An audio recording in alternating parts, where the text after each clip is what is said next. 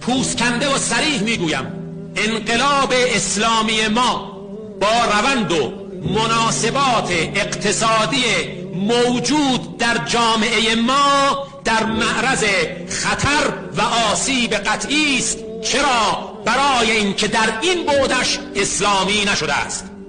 نزدیک به 15 ماه از پیروزی انقلاب می‌گذرد، ولی هنوز در جامعه ما سیرها و خیلی سیرها با گرسنه ها و خیلی گرسنه ها با هم در جامعه دیده می شوند.